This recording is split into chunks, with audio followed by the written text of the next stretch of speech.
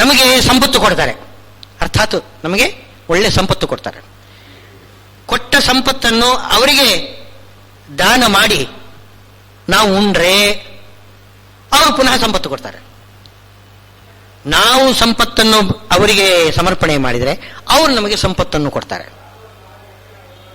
ಪರಸ್ಪರ ಇದು ಪರಸ್ಪರ ಅಂತ ಹೇಳುವುದು ವಾಸ್ತವವಾಗಿ ಅವರದೇ ಸಂಪತ್ತನ್ನು ನಾವು ಅವರಿಗೆ ಕೊಡಬೇಕು. ನಮ್ಮದು ಏನಿಲ್ಲ ವಸ್ತುತಸ್ತು. ಕೆರೆಯ ನೀರನ್ನು ಕೆರೆಗೆ ಚೆಲ್ಲಿ ಅವರೇ ಕೊಟ್ಟಿರ್ತಾರೆ, ಅದನ್ನು ಅವರಿಗೆ ಕೊಡಬೇಕು. ಈ ರೀತಿ ಮಾಡಿದರೆ ಪರಸ್ಪರಂ ಭಾವಯಂತಹ ಶ್ರೇಯ ಪರಮವಾಪ್ಸ್ಯಥ. ಅವರು ಏನು ಮಾಡ್ತಾರೆ, ಇಷ್ಟಾನ್ ಭೋಗಾನ್, ನಿಮಗೆ ಬೇಕಾಗಿರ್ತಕ್ಕಂತಹ ಸುಖ ಅವರು ಕೊಡ್ತಾರೆ. ತೈರ್ ದತ್ತಾನ್, ನೀವು ಮಾತ್ರ ತೈರ್ ದತ್ತಾನ್ ಅಪ್ರದಾಯೇಭ್ಯ ಯೋ ಭುಂಕ್ತೆ ಸ್ಥೇನ ಏವ ಸಹ ಬೈದು ಬಿಟ್ಟಿದ್ದಾರೆ. ನೀವು ಅವರೇ ಕೊಟ್ಟಿರತಕ್ಕಂತಹ ಸಂಪತ್ತನ್ನು ಅವರಿಗೂ ಒಂದಿಷ್ಟು ಕೊಡದೆ ನೀವು ತಿಂತೀರಿ ಅಂತಂದ್ರೆ ಅದು ಏನಾಗ್ತದೆ, ಕಳ್ಳತನ ಆಗ್ತದೆ ಅಥವಾ ದರೋಡೆ ಆಗ್ತದೆ. ಅವರು ಕೊಟ್ಟಿದ್ದನ್ನು ಅವರಿಗೆ ಕೊಡದೆ ಅವರೇ ಇದನ್ನಲ್ಲೇ ನೀವು ತಿಂದುಬಿಟ್ರೆ ಇದು ಕಳ್ಳತನ, ಸ್ಥೇನಃ ಅಂತ ಹೇಳ್ತಾರೆ. ಅವರೇ ಕೊಟ್ಟಿರೋದು, ಅವರದೇ ಇದು. ಭೀಮಸೇನ್ ದೇವರು ಏಕಚಕ್ರ ನಗರಿಗೆ ಹೋಗಿ ಅಲ್ಲಿ ಬಕ ರಾಕ್ಷಸನನ್ನು ಕೊಂದರು. ಕೊಂದಾಗ ಇಡೀ ಏಕಚಕ್ರ ನಗರವನ್ನು ಕಾಪಾಡಿದಾಯಿತು. ಈ ಬಕ ರಾಕ್ಷಸ ಇಡೀ ಏಕಚಕ್ರ ನಗರವನ್ನು ಆಳ್ತಾ ಇದ್ದ. ಅವನೇ ದೊರೆ, ಈ ಪಟ್ಟಣ ಎಲ್ಲ ನಂದು ಅಂತಂತಾನೆ. ಅವನಿಗೇನು ಕೊಡಬೇಕು, ಕಂದಾಯ. ಪ್ರತಿ ದಿವಸ ಬಂಡಿ ಅನ್ನ ಒಬ್ಬ ಮನುಷ್ಯ ತಿನ್ಲಿಕ್ಕೆ ಕೊಡಬೇಕು. ಬಂಡಿ ಅನ್ನ ಉಣ್ತಾನೆ, ಆ ಬಂಡಿ ಹೊಡೆಯತಕ್ಕಂಥ ಮನುಷ್ಯನನ್ನು ತಿಂದು ಹಾಕಿಬಿಡ್ತಾನೆ. ಹೀಗೆ ನಿಯಮ ಆ ಬಕಾಸುರನೊಂದು. ಅದಕ್ಕೆ ಭೀಮಸೇನ ದೇವರು ಏನು ಮಾಡಿದರು, ಈ ಬಕಾಸುರನ ಆಡಳಿತೆಯಿಂದ ಮುಕ್ತ ಮಾಡಿ ಆ ಏಕಚಕ್ರ ನಗರಿಗೆ ಕ್ಷೇಮವನ್ನು ಉಂಟು ಮಾಡಿದ್ದರಿಂದ ಏಕಚಕ್ರ ನಗರದ ಅಧಿಪತಿ ಯಾರು, ಭೀಮಸೇನ ದೇವರು. ಅದು ಹೇಳಿಕೊಳ್ಳಿಲ್ಲ, ಯಾರು ಅಂತ ಹೇಳಲೇ ಇಲ್ಲ. ತಾನು ಕೊಂದಿದ್ದೇನೆ ಅಂತಲೂ ಹೇಳೋದಿಲ್ಲ, ಯಾರಿಗೂ ಗೊತ್ತೇ ಇಲ್ಲ. ಯಾರೋ ಕೊಂದು ಹಾಕಿಬಿಟ್ಟಿದ್ದಾರೆ ಬಕಾಸುರನನ್ನು ಅಂತ ತಿಳ್ಕೊಂಡಿದ್ದಾರೆ ಜನ, ಯಾರು ಅಂತ ಗೊತ್ತೇ ಇಲ್ಲ. ಆದರೆ ಭೀಮಸೇನ ದೇವರು ಆಮೇಲೆ ಮನೆಗಳಿಗೆ ಹೋಗಿ ಏನು ಮಾಡೋದು, ದೊಡ್ಡ ಒಂದು ಗುಡಾಣ ಎದುರುಗಡೆ ಮನೆ ಅಂಗಳದಲ್ಲಿ ಇಟ್ಟುಬಿಡೋದು. ಆ ಗುಡಾಣ ಅಂದರೆ ಇಷ್ಟು ದೊಡ್ಡ ಒಂದು ಮನೆ, ಎಷ್ಟು ದೊಡ್ಡ ಗಾತ್ರ, ಅದನ್ನು ಭೀಮಸೇನ ದೇವರೇ ಎತ್ತಬೇಕು, ಇನ್ಯಾರು ಎತ್ತಲಿಕ್ಕೆ ಸಾಧ್ಯ ಇಲ್ಲ. ಅದನ್ನು ಮನೆ ಮುಂದೆ ಇಟ್ಟುಬಿಡೋದು, ಹುಂಕಾರ ಮಾಡೋದಂತೆ, ಗರ್ಜನೆ ಮಾಡೋದಂತೆ.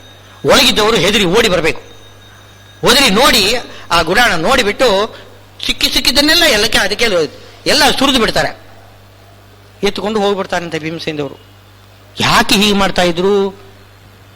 ಇದು ಪ್ರಜೆಗಳ ಸುಲಿಗೆ ಮಾಡೋದಲ್ವೇ? ಇದು ಪ್ರಜೆಗಳನ್ನು ಸುಲಿಗೆ ಮಾಡಿದ್ದಲ್ಲ, ಅವ್ರು ಎಷ್ಟು ಬೇಕೋ ಅಷ್ಟು ಮಾತ್ರ ತಗೊಂಡಿರೋದು. ಆದರೆ ಅದು ಅವರದ್ದು, ಭೀಮಸೇನ ದೇವರ ಸೊತ್ತು.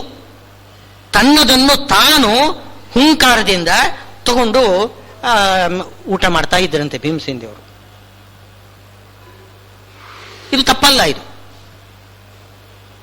ಯಾಕೆ ಹೀಗೆ ಮಾಡಿದ್ರು ಅಂತಂದ್ರೆ ಭಿಕ್ಷೆ ಬೇಡಬಾರದು. ಏನು, ಕ್ಷತ್ರಿಯರಿದಾರಲ್ಲ, ಕ್ಷತ್ರಿಯರು ಭಿಕ್ಷೆ ಬೇಡಬಾರದು. ಆಪತ್ ಕಾಲದಲ್ಲಿಯೂ ಕೂಡ ಕ್ಷತ್ರಿಯರು ಭಿಕ್ಷೆ ಬೇಡಬಾರದು. ಅದು ಬ್ರಾಹ್ಮಣರ ಧರ್ಮ. ಭಿಕ್ಷೆ ಬೇಡುವುದು ಬ್ರಾಹ್ಮಣರ ಧರ್ಮ, ಕ್ಷತ್ರಿಯರು ಬೇಡಬಾರದು. ಅದಕ್ಕೋಸ್ಕರ ಭಾಗವತ ಧರ್ಮದಲ್ಲಿ ಬಹಳ ನಿಷ್ಠರಾಗಿರ್ತಕ್ಕಂಥ ಭೀಮಸೇನ ದೇವರು ಈ ಭಿಕ್ಷಾಟನೆಯಿಂದ ಏನೋ ಬೇರೆ ಮಾರ್ಗ, ಅದನ್ನು ಬಿಟ್ಟು ಬೇರೆ ಮಾರ್ಗ ಏನು ಅಂತಂದ್ರೆ ಈ ರೀತಿಯಾಗಿ ಏನೋ ಅದು ಭಿಕ್ಷೆ, ಮೇಲ್ನೋಟಕ್ಕೆ ಅದು ಭಿಕ್ಷೆ. ಆದರೆ ಅವರು ಭವತಿ ಭಿಕ್ಷಾಂ ದೇಹಿ, ಆ ಮಾತೇ ಇಲ್ಲ. ಭಿಕ್ಷಾಂ ದೇಹಿ ಅಂತ ಅನ್ನೋದೇ ಇಲ್ಲ. ಹುಂಕಾರ ಮಾಡಿ ಗರ್ಜನೆ ಮಾಡಿ ತಗೊಂಡ್ಬಿಡ್ತಾರೆ. ನೋಡುವವರಿಗೆ ಇದು ಭಿಕ್ಷಾಟನೆ. ಪಾಂಡವರು ಭಿಕ್ಷಾಟನೆ ಮಾಡ್ತಾ ಇದ್ರು ಏಕಚಕ್ರ ನಗರದಲ್ಲಿ. ಇದು ಯಾಕೆ ಹೇಳಿಗೆ ಬಂದಂದ್ರೆ, ಅವರು ಭೀಮಸೇನ ದೇವರ ಸೊತ್ತು, ಅವರು ಭಿಕ್ಷೆ ಬೇಡಲಿಲ್ಲ, ಅವರು ಎತ್ಕೊಂಡ್ರು. ಅವರದೇ ಸೊತ್ತನ್ನು ಅವರು ಎತ್ಕೊಂಡಿದ್ದಾರೆ.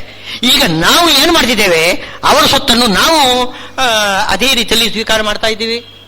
ಇದು ದರೋಡೆ ಅಲ್ವೇ? ಇದು ಈಗ ಭೀಮಸೇನ ದೇವರು ತಮ್ಮ ಸೊತ್ತನ್ನು ತಾವು ಸ್ವೀಕಾರ ಮಾಡಿದರೆ ಅದು ಸುಲಿಗೆ ಆಗುವುದಿಲ್ಲ, ದರೋಡೆ ಆಗುವುದಿಲ್ಲ. ಯಾಕೆ? ತಮ್ಮ ಸೊತ್ತು. ನಾವು ನಮ್ಮದಲ್ಲದೇ ಇರತಕ್ಕಂತಹ ಸೊತ್ತನ್ನು ಅವರ ಎದುರಿನಲ್ಲೇ ನಾವು ತಿಂದು ಅವರಿಗೆ ಒಂದಿಷ್ಟು ಕೊಡದೆ ನಾವು ತಿಂದು ಬಿಟ್ರೆ ಅದೇನಾಗ್ತದೆ? ಅದು ಕಳ್ಳತನ ಆಗ್ತದೆ, ದರೋಡೆ ಆಗ್ತದೆ. ಅದನ್ನು ಯೋ ಭುಂಕ್ತೆ ಸ್ಥೇನ ಏವ ಸಹ. ಆದ್ರಿಂದ ಏನು ವೈಶ್ವದೇವ ಮಾಡಿ ಅಂತ ಹೇಳೋದು ಎಷ್ಟೇ ಮುಖ್ಯ ಬೇಕಾಗಿರೋದು. ಏನೋ ಅಡಿಗೆ ಮಾಡ್ತೀರಿ, ದೇವರ ನೈವೇದ್ಯ ಮಾಡ್ತೀರಿ, ವೈಶ್ವದೇವ ಮಾಡಿಬಿಡಿ. ಅಷ್ಟು ಮಾಡುವುದಿಲ್ಲ. ವೈಶ್ವದೇವಕ್ಕೆ ಏನು ಅಂತ ಒಂದು ಮಹತ್ವನೇ ಕೊಡುವುದಿಲ್ಲ ಜನ. ಎಷ್ಟು ಮಹತ್ವ ಇದೆ ವೈಶ್ವದೇವ ಮಾಡದೆ ಹೋದರೆ ನೀವು ಮಾಡತಕ್ಕಂತಹ ಅನ್ನ ಇದೆಲ್ಲ, ಉಣ್ಣತಕ್ಕಂತಹ ಅನ್ನ ಅದು ದರೋಡೆ.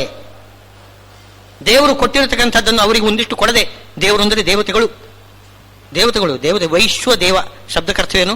ವಿಶ್ವ ಅಂತಂದರೆ ಎಲ್ಲ ದೇವ, ದೇವತೆಗಳು, ಎಲ್ಲ ದೇವತೆಗಳು. ಎಲ್ಲ ದೇವತೆಗಳಿಗೆ ಪ್ರತ್ಯೇಕವಾಗಿ ಅಲ್ಲಿ ಆಹುತಿ ಕೊಡ್ತೇವೆ ನಾವು ವೈಶ್ವದೇವದಲ್ಲಿ. ಅದನ್ನು ಮಾಡಲಿಲ್ಲ, ಆ ದೇವತೆಗಳಿಗೆ ನಾವು ಆಹುತಿ ಕೊಡಲಿಲ್ಲ ಅಂತಂದರೆ ಅದು ಯೋ ಭುಂಕ್ತೆ ಸ್ಥೇನ ಏವ ಸಹ, ಅವನು ಕಳ್ಳ ಅಂತ ಅನಿಸಿಕೊಳ್ತಾನೆ. ಸುಲಭದಲ್ಲಿದೆ ಮಾತ್ರ. ಏನು ವೈಶ್ವದೇವ ಮಾಡುವುದು ಏನು ಕಷ್ಟ ಇವೆ? ಭಕ್ತಿಯಿಂದ ವೈಶ್ವದೇವನು ಮಾಡುವುದು ಏನು? 5 ನಿಮಿಷ. ಎಷ್ಟು ಅನ್ನ ವೈಶ್ವದೇವಕ್ಕೆ ಎಷ್ಟು ಅನ್ನ ಬೇಕು? ಅಷ್ಟನ್ನು ಕೊಡ್ಲಿಕ್ಕೆ ಆಗುವುದಿಲ್ಲ ನಮಗೆ, ದೇವತೆಗಳಿಗೆ ಕೊಡ್ಲಿಕ್ಕೆ ಆಗುವುದಿಲ್ಲ ಅಂತಂದ್ರೆ ಬಹಳ ಅನ್ಯಾಯ ಅಲ್ವೇ ಇದು? ಇದು ಸ್ಥೇನ ಏವಸ ಅಂತ ದೊಡ್ಡ ಶಬ್ದದಿಂದ ಬೈದು ಬಿಟ್ಟಿದ್ದಾನೆ ಶ್ರೀಕೃಷ್ಣ. ಕಳ್ಳ ಅವನು, ಸ್ಥೇನ. ಆದರೆ ಯಜ್ಞ ಶಿಷ್ಟಾಶಿನಃ, ವೈಶ್ವದೇವ ಮಾಡಿರತಕ್ಕಂಥದ್ದು ಅನ್ನದ ಒಂದು ಉಳಿದದ್ದು ಅನ್ನ ಇದೆ ತಾನೆ, ಯಜ್ಞ ಶಿಷ್ಟ. ಅದು ಯಜ್ಞ ಮಾಡಿ ಆ ನಂತರದಲ್ಲಿ ಉಳಿದಿರತಕ್ಕಂಥದ್ದು ಯಜ್ಞ ಶಿಷ್ಟಾಶಿನಃ ಸಂತಹ ಮುಚ್ಚಂತೆ ಸರ್ವಕಿಲ್ಪಿಷೀಹಿ. ಆ ಅನ್ನವನ್ನು ಉಂಡ್ರೆ ಅವರ ಅನ್ನ ಅವರಿಗೆ ಒಂದಿಷ್ಟು ಕೊಟ್ಟು ಅವರ ಅನುಜ್ಞೆಯಿಂದ ಅವರ ಪ್ರಸಾದ ಅಂತಂದುಕೊಂಡು ನಾವು ಅನ್ನವನ್ನು ಉಂಡ್ರೆ ಏನಾಗ್ತದೆ? ಇದರಿಂದ ಪಾಪ ಪರಿಹಾರ ಆಗ್ತದೆ. ಹಾಗೆ ಮಾಡಿದ್ರೆ ನಾವು ತಿಂದು ಬಿಟ್ರೆ ಪಾಪ ಬರ್ತದೆ. ಎಷ್ಟು ವ್ಯತ್ಯಾಸ ನೋಡಿ. ಮುಚ್ಚಂತೆ ಸರ್ವಕಿಲ್ಪಿಷಿ, ಎಲ್ಲ ಪಾಪ ಪರಿಹಾರ ಆಗ್ತದಂತೆ. ವೈಶ್ವದೇವನಿಂದ ಪವಿತ್ರವಾಗಿರತಕ್ಕಂತಹ ಅನ್ನವನ್ನು ಉಂಡ್ರೆ ಸಕಲ ಪಾಪ ಪರಿಹಾರ. ಆದರೆ ಭುಂಜತೆ ತೇತು ಅಗಂ ಪಾಪಾಹ ಯೇ ಪಚಂತಿ ಆತ್ಮಕಾರಣಾತ್. ಕೇವಲ ದೇವತೆಗಳಿಗೆ ಕೊಡದೆ ತನ್ನ ಹೊಟ್ಟೆ ತುಂಬಿಸಿಕೊಳ್ಳಿಕ್ಕೋಸ್ಕರ ಏನು ಪಾಕ ಮಾಡಿ ಹಾಗೆ ಉಂಡು ಬಿಟ್ರೆ ಆಗ ಅವನು ಉಣ್ಣೋದು ಅನ್ನ ಅಲ್ಲ, ಪಾಪವನ್ನೇ ನುಂಗುತ್ತಾನೆ. ಭುಂಜತೇತು ಅಘಂ ಪಾಪಾಹ, ಅಘಂ ಪಾಪವನ್ನೇ ಉಣ್ಣುತ್ತಾರೆ. ಏ ಪಚಂತಿ ಆತ್ಮಕಾರಣಾತ್.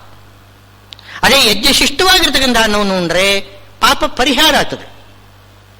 ಒಂದೇ ಪದಾರ್ಥ, ಒಂದೇ ಕ್ರಿಯೆ, ಭೋಜನ ಕ್ರಿಯೆ ಇದೆಲ್ಲ ಮಾಡುವಲ್ಲಿ ಸ್ವಲ್ಪ ವ್ಯತ್ಯಾಸ. ಅದ್ರಲ್ಲಿ ಎಂಥ ಒಂದು ವ್ಯತ್ಯಾಸ ಇದೆ. ಅಲ್ಪ ವ್ಯತ್ಯಾಸದಿಂದ ಮಹಾಫಲ ವ್ಯತ್ಯಾಸ ಇದೆ. ಇನ್ನೊಂದು ರೀತಿ ಹೇಳ್ತಿದ್ದಾರೆ, ದೇವತೆಗಳಿಗೆ ಅನ್ನವನ್ನು ಕೊಡಬೇಕು. ಕಾರಣ ಏನು ಅಂತಂದ್ರೆ ಅವರದೇ ಅನ್ನ ಅವರಿಗೆ ಕೊಡಬೇಕಾದ್ದು ನಮ್ಮ ಕರ್ತವ್ಯ ಅಂತ ಒಂದು ಹೇಳಿದರು. ಈಗ ಇನ್ನೊಂದು ಹೇಳ್ತಿದ್ದಾರೆ, ಈಗ ನಾವು ದೇವತೆಗಳಿಗೆ ಅನ್ನ ಕೊಟ್ಟರೆ ಅವರಿಗೆ ಸಂತೋಷ ಆಗ್ತದೆ. ಹೀಗೆ ಪ್ರತಿಯೊಬ್ಬರೂ ಕೂಡ ದೇವತೆಗಳಿಗೆ ಅನ್ನ ಕೊಡ್ತಾ ಬಂದರೆ ಆ ಜನರನ್ನೆಲ್ಲ ನೋಡ್ತಾರೆ ದೇವತೆಗಳು.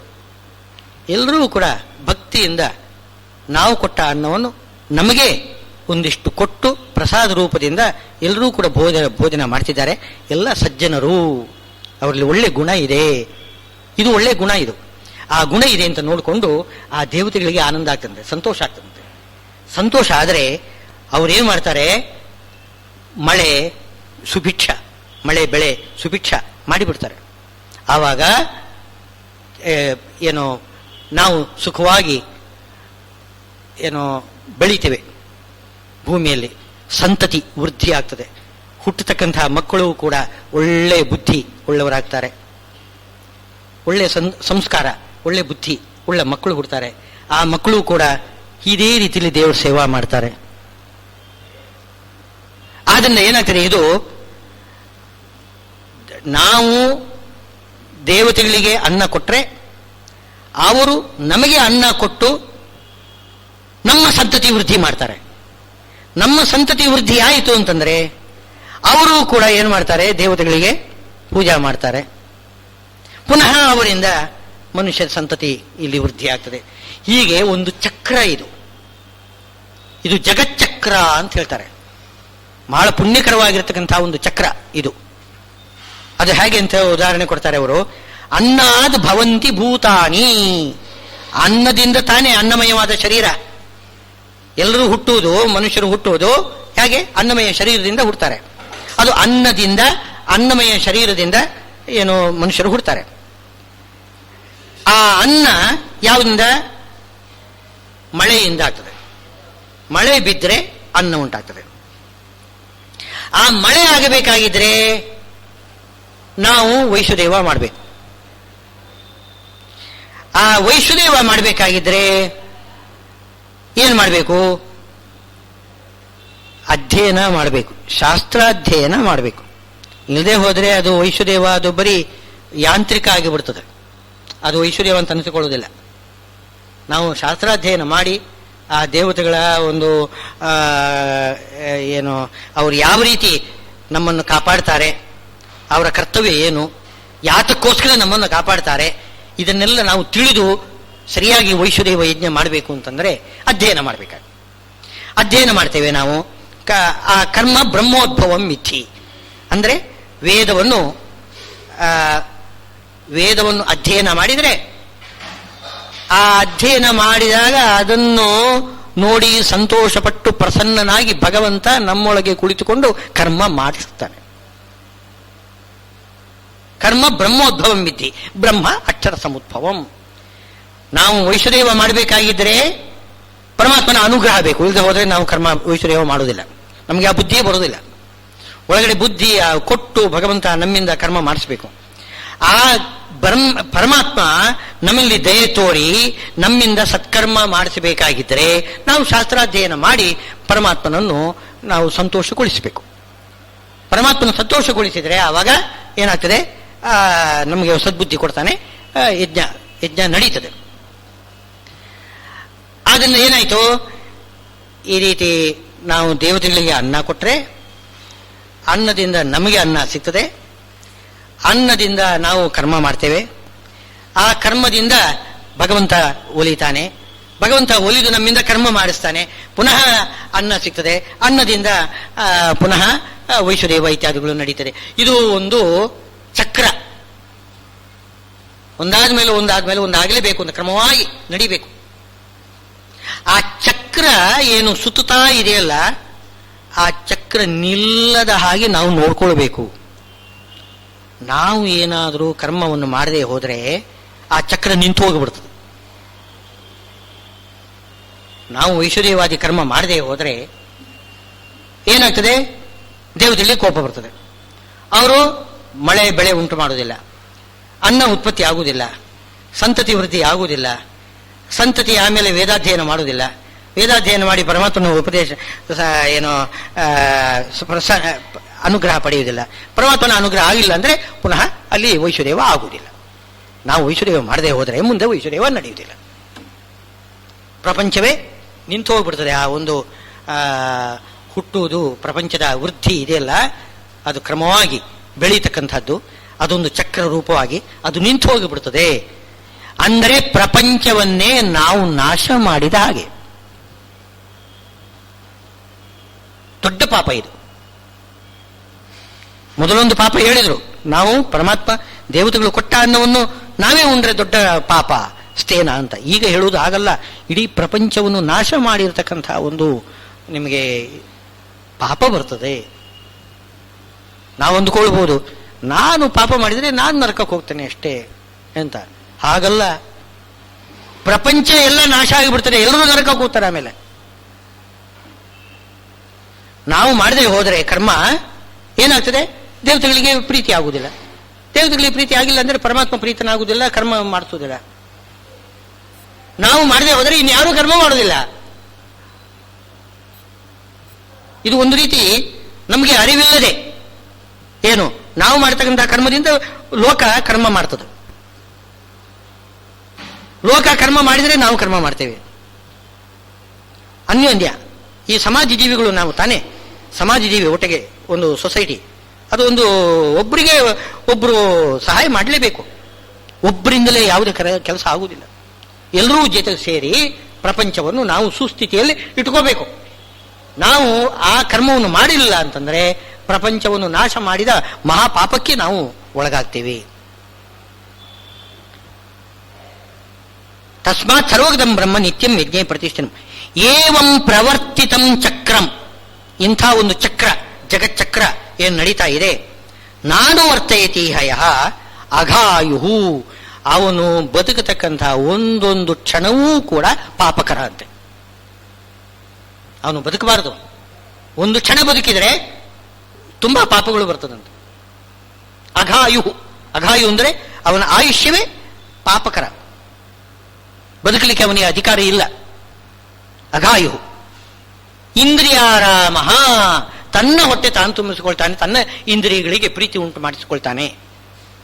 ಮೋಘಂ ಪಾರ್ಥ ಸಜೀವತಿ, ಅವನ ಜೀವನಕ್ಕೆ ಬಾಳಿಗೆ ಅರ್ಥನೇ ಇರುವುದಿಲ್ಲ, ಸರಿಯಾಗಿರತಕ್ಕಂಥ ಪ್ರಯೋಜನವೇ ಇಲ್ಲ.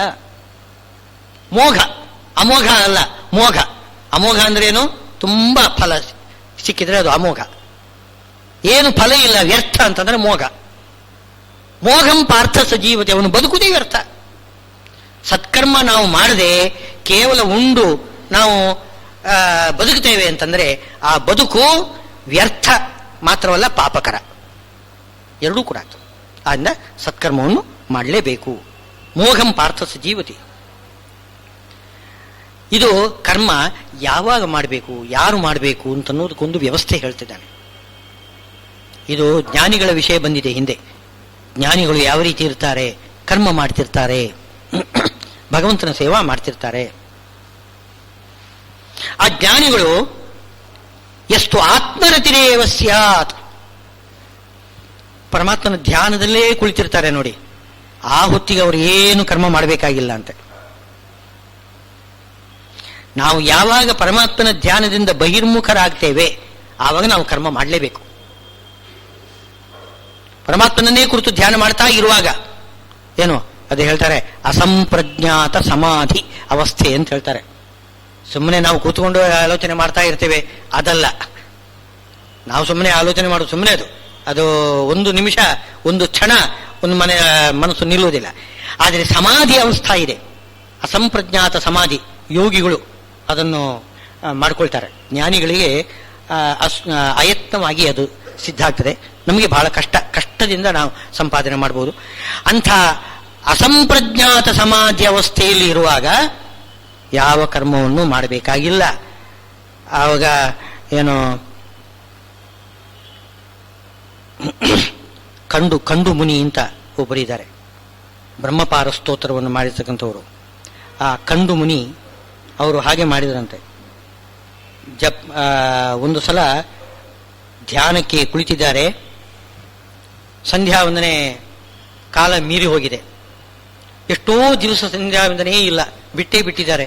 ಅದು ಅಷ್ಟು ದೀರ್ಘವಾದ ಮಾಡಿಬಿಟ್ಟಿದ್ದಾರೆ, ಧ್ಯಾನ ಮಾಡಿಬಿಟ್ಟಿದ್ದಾರೆ.